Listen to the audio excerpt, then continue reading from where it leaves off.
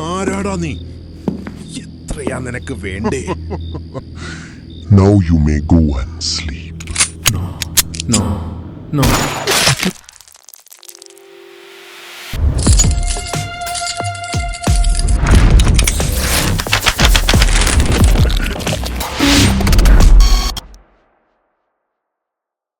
രാത്രി 11 മണി. ഡേവിഡും ടീമിൽ അസിസ്റ്റന്റായ അലനും ആ ദുരൂഹ മരണത്തിന്റെ വേരുകൾ തിരയുകയായിരുന്നു. അലൻ, താങ്കൾക്ക് എന്താണ് തോന്നുന്നത്?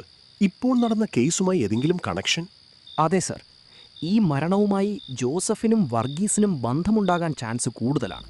അന്ന് ചിലർ അത് രഹസ്യമായി പറഞ്ഞിരുന്നു. തോമസ് എന്നാണ് ഇയാളുടെ പേര്. ഇയാൾക്കൊരു മകളാണ്, അലീന. സർ, ഒരു ഇൻഫർമേഷൻ ഉണ്ട്.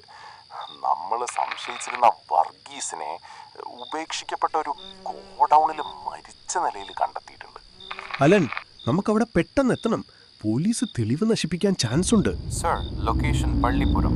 അവിടെ ഇനി ഒരു 4 കിലോമീറ്റർ. ഡേവിഡ് പോലീസ് എത്തുന്നതിന് മുൻപ് അവിടെ എത്തണം. ഈ രാത്രി ഇത് രണ്ടാമത്തെ കൊലപാതകമാണ്. ഇത് കണക്റ്റഡ് ആകാൻ ചാൻസ് ഉണ്ട്. കൈ രണ്ടും കെട്ടി ഷൂട്ട് ചെയ്താണ് കൊന്നിരിക്കുന്നത്. ഡേവിഡിനും അലനും അവിടെ നിന്ന് ഒരു എവിഡൻസും ലഭിച്ചില്ല. അല്ല, ഒന്നും അവശേഷിപ്പിക്കാതെയുള്ളൊരു കൊലപാതകമാണ് നടന്നത്.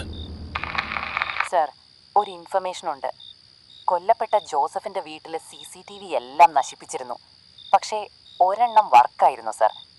അതും പരിശോധിച്ചപ്പോൾ അതിൽ വിൻഡോയിലൂടെ ജോസഫിന്റെ ബെഡ്റൂം നിരീക്ഷിക്കുന്ന രാമനെയാണ് സർ കണ്ടത്. അപ്പോൾ രാമനാണോ സാർ